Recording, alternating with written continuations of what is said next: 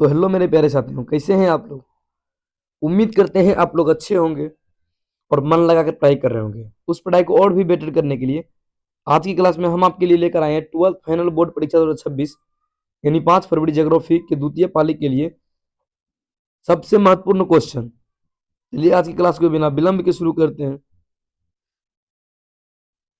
अगर आप चैनल पर पहली बार आए हैं तो चैनल को सब्सक्राइब कर लीजिएगा, वीडियो को लाइक कर अपने दोस्तों के साथ जरूर शेयर कीजिएगा। आपका जो पहला क्वेश्चन है कि जनसंख्या परिवर्तन के 3 घटक कौन कौन से हैं। जन्म मृत्यु विवाह, जन्म मृत्यु प्रवासन, जन्म शिक्षा प्रवासन, मृत्यु प्रवासन और रोजगार। तो जनसंख्या परिवर्तन के 3 मुख्य घटक जो है जन्म मृत्यु और प्रवासन है, यानी ऑप्शन बी जो है इनका बिल्कुल करेक्ट आंसर हो जाएगा। और आगे देखते हैं कि भारत में जनसंख्या नीति लागू किसने की, यानी भारत में जनसंख्या नीति जो है लागू की गई थी, कब की गई थी, 1951, 1961, 1976 या 2000 ईस्वी। तो भारत में जनसंख्या नीति जो है 2000 ईस्वी को लागू की गई थी। कब? 2000 ईस्वी को, यानी ऑप्शन डी जो है इनका बिल्कुल करेक्ट आंसर हो जाएगा। और आगे देखते हैं कि शून्य जनसंख्या वृद्धि का अर्थ है जन्म दर अधिक, मृत्यु दर अधिक, जन्म दर बराबर मृत्यु दर, प्रवासन अधिक। शून्य जनसंख्या वृद्धि का जो अर्थ है यह आपका जन्म दर बराबर मृत्यु दर हो जाएगा। क्या हो जाएगा? जन्म दर बराबर मृत्यु दर, यानी सी जो है इनका बिल्कुल करेक्ट आंसर हो जाएगा। और जो आगे है अगला क्वेश्चन देखते हैं, कार्यशील जनसंख्या किस आयु वर्ग को कहते हैं? 0 से 14 वर्ष, 15 से 59 वर्ष, 60 से 80 वर्ष, 80 से प्लस। तो कार्यशील जनसंख्या जो है 15 से 59 वर्ष को कहते हैं, यानी ऑप्शन बी जो है इनका बिल्कुल करेक्ट आंसर हो जाएगा।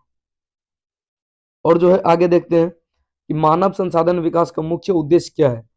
जनसंख्या बढ़ाना, शिक्षा व स्वास्थ्य सुधार, प्रवासन रोकना, रोजगार कम करना।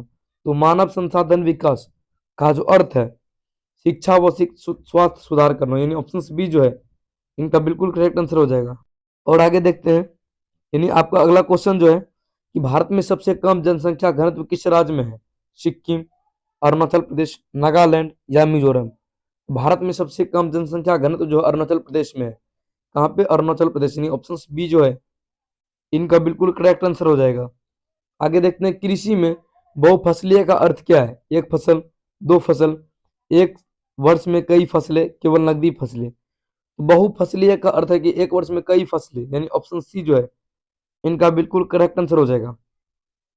आगे देखते हैं खरीफ फसल कब बोई जाती है? शीत ऋतु में, ग्रीष्म ऋतु में, वर्षा ऋतु में या शरद ऋतु में। तो खरीफ फसल जो है ये वर्षा ऋतु में बोई जाती है, यानी ऑप्शन सी जो है इनका बिल्कुल करेक्ट आंसर हो जाएगा।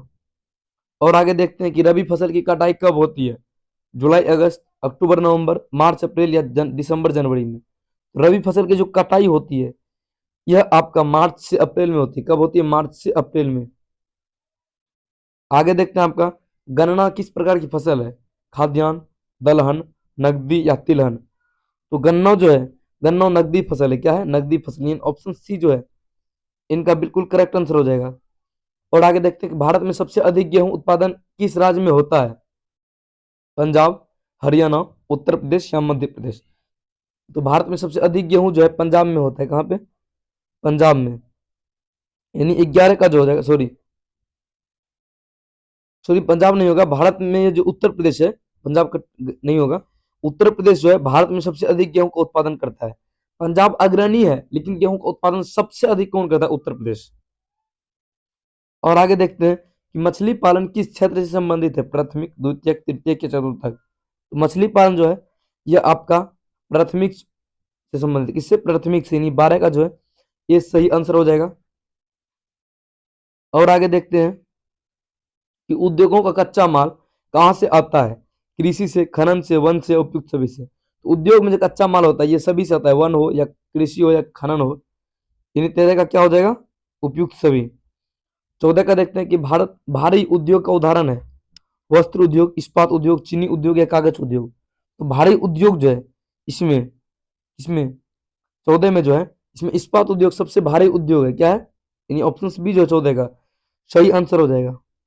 और आगे देखते हैं कि लघु उद्योग का उदाहरण लाभ क्या है? कम पूंजी, अधिक रोजगार, स्थानीय विकास या उपयुक्त सभी। तो जो है लघु उद्योग होता है मतलब छोटा मोटा जो उद्योग होता है, क्या होता है? छोटा मोटा जो उद्योग होता है उसमें कम पूंजी भी लगता है, अधिक रोजगार भी मिलता है, स्थानीय विकास होता है, यानी उपयुक्त सभी हो जाएगा। ऑप्शन डी जो है क्योंकि जो बड़े उद्योग है उसमें अधिक कम मशीन होता है। और आगे देखते हैं कि भारत का पहला लौह इस्पात कारखाना कहाँ स्थापित किया गया? दुर्गापुर, भिलाई, जमशेदपुर या राउरकेला? तो भारत में जो पहला लौह इस्पात कारखाना यह आपका जमशेदपुर में स्थापित किया गया। कहाँ पे? जमशेदपुर, यानी ऑप्शन सी जो है इनका बिल्कुल करेक्ट आंसर हो जाएगा। और आगे देखते हैं सूचना प्रौद्योगिकी उद्योग का केंद्र कौन सा है? कोलकाता, चेन्नई, बेंगलुरु या हैदराबाद? सूचना प्रौद्योगिकी उद्योग का जो केंद्र है यह आपका बेंगलुरु है। कौन है? बेंगलुरु, यानी 17 का जो आंसर सी हो जाएगा। और आगे देखते हैं 18 का देखते हैं कि सेवा क्षेत्र में कौन सा कार्य शामिल है? खेती, खनन, बैंकिंग या निर्माण? तो सेवा क्षेत्र में जो है बैंकिंग शामिल है। कौन है? बैंकिंग, यानी ऑप्शन सी इनका सही आंसर हो जाएगा। और आगे देखते हैं कि भारत में राष्ट्रीय जलमार्ग संख्या 1 किस नदी पर है? ब्रह्मपुत्र, गंगा, गोदावरी या नर्मदा? भारत में राष्ट्रीय जलमार्ग संख्या 1 यह जो आपका गंगा नदी पर, कहाँ पे? गंगा नदी पर, यानी ऑप्शन बी जो है इनका बिल्कुल करेक्ट आंसर हो जाएगा। आगे देखते हैं कि पाइपलाइन परिवहन का उपयोग किस लिए होता है? ठोस पदार्थ के लिए, तरल व गैस के लिए, खाद्यान्न के लिए, यात्री के लिए? तो पाइपलाइन परिवहन का जो उपयोग होता है यह आपका तरल व गैस के लिए होता है, यानी ऑप्शन बी जो है इनका बिल्कुल करेक्ट आंसर हो जाएगा। और आगे देखते हैं कि भारत का सबसे व्यस्त हवाई अड्डा कौन सा है? चेन्नई, मुंबई, दिल्ली या कलकत्ता? तो भारत का सबसे बिजी जो हवाई अड्डा है यह आपका कौन है? दिल्ली। कौन है? दिल्ली, यानी ऑप्शन सी जो इनका बिल्कुल करेक्ट आंसर हो जाएगा। और आगे देखते हैं कि संसार का सबसे तेज साधन कौन सा है? डाक, टेलीफोन, इंटरनेट या रेडियो? सबसे तेज साधन जो है यह आपका इंटरनेट है, यानी ऑप्शन सी जो है इनका बिल्कुल करेक्ट आंसर हो जाएगा। और आगे देखते हैं यानी व्यापार संतुलन का अर्थ क्या है? निर्यात आयात का अंतर या कर? तो व्यापार संतुलन का अर्थ है कि निर्यात माइनस आयात का अंतर। और आगे देखते हैं कि अनुकूलन व्यापार संतुलन कब होता है? आयात अधिक हो, निर्यात अधिक हो, दोनों समान या कोई नहीं? तो अनुकूल व्यापार संतुलन कब होता है? जब निर्यात अधिक हो। कब हो? जब निर्यात अधिक हो और आयात कम हो, यानी ऑप्शन बी जो है इनका करेक्ट आंसर हो जाएगा।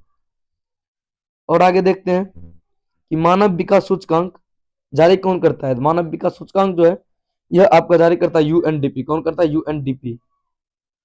अगला क्वेश्चन देखते हैं कि जीवन प्रत्याशा का अर्थ क्या है? कुल आय, औसत आय, शिक्षा स्तर या जनसंख्या? तो जीवन प्रत्याशा का जो अर्थ होता है वह औसत आयु होता है, यानी ऑप्शन बी जो है इनका बिल्कुल करेक्ट आंसर हो जाएगा।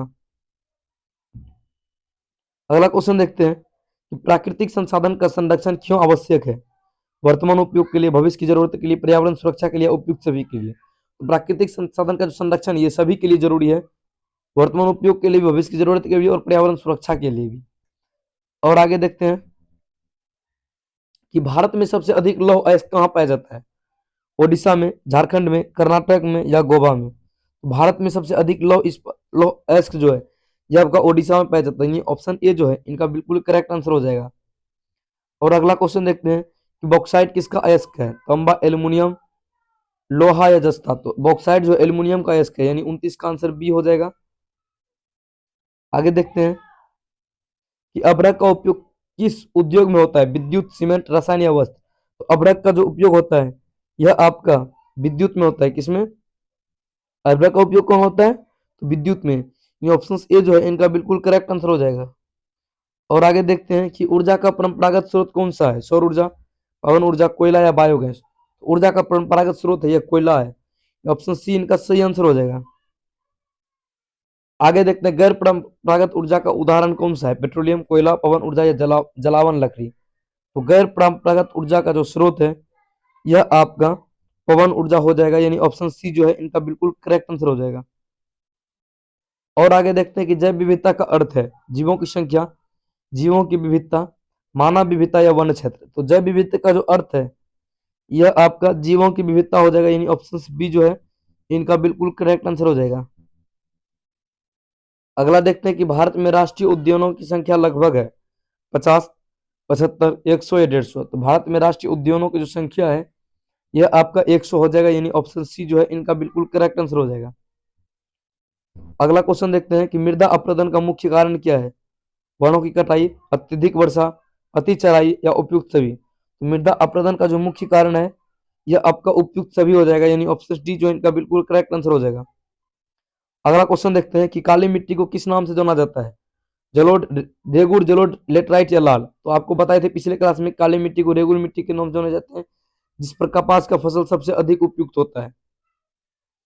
और आगे देखते हैं भारत की सबसे लंबी तट रेखा किस राज्य की है? आंध्र प्रदेश, तमिलनाडु, गुजरात या महाराष्ट्र? भारत की सबसे लंबी तट रेखा जो है गुजरात की है, यानी ऑप्शन सी जो है इनका बिल्कुल करेक्ट आंसर हो जाएगा। और आगे देखते हैं कि पूर्वी तटीय मैदान किस सागर के किनारे है? अरब सागर, बंगाल की खाड़ी, हिंद महासागर या लाल सागर? तो पूर्वी तटीय मैदान जो है यह आपका बंगाल की खाड़ी के सागर किनारे स्थित है, यानी ऑप्शन बी जो है इनका बिल्कुल करेक्ट आंसर हो जाएगा। अगला देखते हैं कि पश्चिमी तटीय मैदान अधिक चौड़ा कहाँ है? केरल, कर्नाटक, गोवा या गुजरात? तो पश्चिमी तटीय मैदान जो है अधिक चौड़ा या गुजरात में है, यानी ऑप्शन डी जो है इनका बिल्कुल करेक्ट आंसर हो जाएगा। अगला देखते हैं कि नदी जल विवाद का प्रमुख कारण क्या है? नदी जल विवाद का प्रमुख कारण क्या है? जल की कमी, जनसंख्या, उद्योग या राजनीति? तो नदी जल विवाद का जो प्रमुख कारण है यह जल की कमी, यानी ऑप्शन ए जो है इनका बिल्कुल करेक्ट आंसर हो जाएगा। अगला देखते हैं कि आपदा प्रबंधन का पहला चरण कौन सा है? तो आपदा प्रबंधन का पहला चरण जो ये आपका तैयारी हो जाएगा, यानी ऑप्शन सी जो है इनका बिल्कुल करेक्ट आंसर हो जाएगा। और आगे देखते हैं कि बाढ़ एक कैसी आपदा है? मानव निर्मित, प्राकृतिक, औद्योगिक या सामाजिक? तो बाढ़ एक जो प्राकृतिक आपदा है, यानी ऑप्शन बी जो है इनका बिल्कुल करेक्ट आंसर हो जाएगा। और अगला क्वेश्चन देखते हैं कि सूखा मुख्यतः किससे संबंधित है? अधिक वर्षा से, कम वर्षा से, चक्रवात से या भूकंप से? तो सूखा जो है यह आपका कम वर्षा से संबंधित है, यानी ऑप्शन बी जो है इनका बिल्कुल करेक्ट आंसर हो जाएगा। अगला क्वेश्चन देखते हैं कि भूकंप की तीव्रता मापी जाती है थर्मोमीटर से, बैरोमीटर से, रिएक्टर स्केल से या रेन गेज से? तो भूकंप की जो तीव्रता है यह आपका रिएक्टर स्केल से मापा जाता है, ऑप्शन सी जो है इनका बिल्कुल करेक्ट आंसर हो जाएगा। अगला देखते हैं कि भारत का सबसे अधिक भूकंपीय क्षेत्र कौन सा है?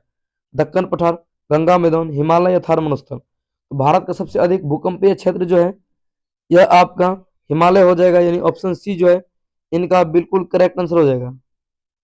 अगला देखते हैं कि मानचित्र में उत्तर दिशा दिखाने के लिए क्या प्रयोग होता है? मापनी, संकेत, तीर या शीर्षक? मानचित्र में उत्तर दिशा दिखाने के लिए जो है यह आपका तीर प्रयोग होता है, ऑप्शन सी जो है इनका बिल्कुल करेक्ट आंसर हो जाएगा। अगला देखते हैं प्राकृतिक चिन्हों का उपयोग किसमें होता है? मानचित्र में, ग्लोब में, एटलस में या पुस्तक में? तो प्रतीक चिन्ह का जो उपयोग होता है यह होता है आपका मानचित्र में, यानी ऑप्शन ए जो है इनका बिल्कुल करेक्ट आंसर हो जाएगा। और अगला देखते हैं कि समोच्च रेखाएं क्या दर्शाती है? तापमान, वर्षा, ऊंचाई या जनसंख्या? तो समोच्च रेखाएं जो है यह आपका दिखाती है क्या? ऊंचाई, यानी ऑप्शन सी जो है इनका बिल्कुल करेक्ट आंसर हो जाएगा। अगला देखते हैं कि मौसम और जलवायु में अंतर का आधार क्या है? मौसम और जलवायु में अंतर का जो आधार है यह आपका समय, यानी ऑप्शन बी जो है इनका बिल्कुल करेक्ट आंसर हो जाएगा। अगला देखते हैं कि जलवायु परिवर्तन का प्रमुख कारण क्या है? प्राकृतिक, मानवीय गतिविधियां, ज्वालामुखी या सूर्य? तो जलवायु परिवर्तन का जो प्रमुख कारण है यह आपका मानवीय गतिविधि क्या है? मानवीय गतिविधि, यानी ऑप्शन बी जो है इनका करेक्ट आंसर हो जाएगा। अगला देखते हैं कि ग्रीन हाउस गैस कौन सी है? ऑक्सीजन, नाइट्रोजन, कार्बन डाइऑक्साइड या हाइड्रोजन? तो ग्रीन हाउस गैस जो है यह आपका कार्बन डाइऑक्साइड, यानी CO2, ऑप्शन सी जो इनका बिल्कुल करेक्ट आंसर हो जाएगा। अगला देखते हैं ओजोन परत का क्षय किससे होता है? CO2 से, CFC से, SO2 से, NO2 से? तो ओजोन परत का जो क्षय होता है यह आपका क्लोरोफ्लोरोकार्बन यानी CFC से होता है। किससे होता है? CFC से। अगला देखते हैं कि भारत में पर्यावरण दिवस कब मनाया जाता है? 22 अप्रैल, 5 जून, 16 सितंबर या 21 मार्च को? भारत में पर्यावरण दिवस जो है यह आपका 5 जून को मनाया जाता है, ऑप्शन बी जो है इनका बिल्कुल करेक्ट आंसर हो जाएगा। और आगे देखते हैं कि वन संरक्षण का मुख्य उद्देश्य क्या है? लकड़ी, जंतु संतुलन, उद्योग या व्यापार? तो वन संरक्षण का प्रमुख उद्देश्य जो है यह आपका जैव संतुलन है, ऑप्शन बी जो है इनका बिल्कुल करेक्ट आंसर हो जाएगा। और आगे देखते हैं कि सामाजिक वानिकी का क्या अर्थ है? निजी जीवन, सरकारी वन, सामुदायिक वन या संरक्षित वन? सामाजिक वानिकी का जो अर्थ है यह आपका सामुदायिक वन हो जाएगा, यानी ऑप्शन सी जो है इनका बिल्कुल करेक्ट आंसर हो जाएगा। और आगे देखते हैं कि भारत में कुल कितने भौतिक प्रदेश है? 4, 5, 6 या 7? तो भारत में टोटल जो है 5 भौतिक प्रदेश है, ऑप्शन बी जो है इनका बिल्कुल करेक्ट आंसर हो जाएगा। और अगला देखते हैं गंगा मैदान किस प्रकार का मैदान है? ज्वालामुखी, जलोढ़, अपशिष्ट या हिमनी? तो गंगा मैदान जो है यह एक प्रकार का जलोढ़ मैदान है, यानी ऑप्शन बी जो है इनका बिल्कुल करेक्ट आंसर हो जाएगा। और अगला क्वेश्चन देखते हैं कि प्रायद्वीपीय भारत की चट्टान कैसी है, नवीन, अवसादी, प्राचीन या हिमानी। तो प्रायद्वीपीय भारत की जो चट्टान है यह आपका प्राचीन है, यानी ऑप्शन सी जो है इनका बिल्कुल करेक्ट आंसर हो जाएगा। अगला क्वेश्चन देखते हैं कि अंडमान निकोबार द्वीप समूह स्थित है अरब सागर, बंगाल खाड़ी, हिंद महासागर या प्रशांत महासागर। तो अंडमान निकोबार द्वीप समूह जो है यह आपका स्थित है बंगाल की खाड़ी में, ऑप्शन बी जो है इनका बिल्कुल करेक्ट आंसर हो जाएगा। और अगला देखते हैं कि लक्षद्वीप समूह किससे बना हुआ है, ज्वालामुखी, प्रबल, अवसादी, अग्नेय से। तो यह लक्षद्वीप जो है परवाल से बना है, यानी ऑप्शन बी जो है इनका बिल्कुल करेक्ट आंसर हो जाएगा। आगे देखते हैं 61 नंबर क्वेश्चन की भारत का सबसे छोटा राज्य क्षेत्रफल की दृष्टि से कौन सा है। क्षेत्रफल की दृष्टि से सबसे छोटा राज्य गोवा हो जाएगा, यानी ऑप्शन ए हो जाएगा सही आंसर। और अगला देखते हैं कि भारत की राजधानी किस नदी के किनारे स्थित है। नहीं, भारत की राजधानी कहाँ, दिल्ली, किस नदी के किनारे स्थित है, यह जो है यमुना नदी के किनारे स्थित है। किसके किनारे, यमुना नदी के किनारे। 63 क्वेश्चन है कि शुष्क जलवायु वाला क्षेत्र कौन सा है। शुष्क जलवायु वाला क्षेत्र जो है राजस्थान है, यानी ऑप्शन सी जो है इनका बिल्कुल करेक्ट आंसर हो जाएगा। और आगे देखते हैं कि मानसून शब्द किस भाषा से लिया गया है, हिंदी, अरबी, फारसी या पुर्तगाली। तो मानसून जो है यह अरबी भाषा से लिया गया है, ऑप्शन बी इनका करेक्ट आंसर हो जाएगा। आगे देखते हैं कि भारत में वर्षा का मुख्य स्रोत कौन सा है। भारत में वर्षा का जो मुख्य स्रोत है ये दक्षिण पश्चिमी मानसून है। क्या है, दक्षिण पश्चिम मानसून। आगे देखते हैं कि वर्षा मापी यंत्र को क्या कहते हैं। वर्षा मापी यंत्र जो होता है उसको एनीमोमीटर कहते हैं। क्या कहते हैं, एनीमोमीटर, सॉरी, वर्षा मापी को एनीमोमीटर नहीं, रेन गेज कहते हैं। क्या कहते हैं, रेन गेज, यानी सी हो जाएगा इसका सही आंसर। आगे देखते हैं पवन की गति को मापने वाला जो है, पवन की गति को जो मापता है उसको हम लोग एनीमोमीटर कहते हैं। किसको, पवन की गति को मापने वाला को एनीमोमीटर कहते हैं। और आर्द्रता जो मापते हैं उसको हाइड्रोमीटर कहते हैं, हाइग्रोमीटर। क्या कहते हैं, हाइग्रोमीटर। आगे है कि भारत में सबसे अधिक वर्षा वाला स्थान कौन सा है, दार्जिलिंग, मासिनराम, शिवालिक या गंगटोक। भारत में सबसे अधिक स्थान जो है वर्षा वाला, इसका आंसर आप लोग कमेंट में दीजिएगा। बहुत बार क्वेश्चन हम करा चुके हैं आपकी क्लास में, बहुत बार। इसका आंसर आप लोग कमेंट में दीजिएगा। आपका सबसे लास्ट क्वेश्चन है कि पृथ्वी का सबसे बड़ा महाद्वीप कौन सा है, अफ्रीका, यूरोप, एशिया या ऑस्ट्रेलिया। तो भारत का सबसे बड़ा महाद्वीप जो एशिया है, तो ये थी, सी हो जाएगा इसका आंसर। तो ये थी आज की अंतिम क्वेश्चन। दोस्तों आज का क्लास कैसा लगा आप लोग कमेंट में अपना फीडबैक देके जरूर जाइएगा। मिलते हैं इसी तरह के नए वीडियो के साथ, तब तक के लिए आप अपना ख्याल रखें, अपने परिवार का ख्याल रखें। धन्यवाद। जय हिंद, जय भारत।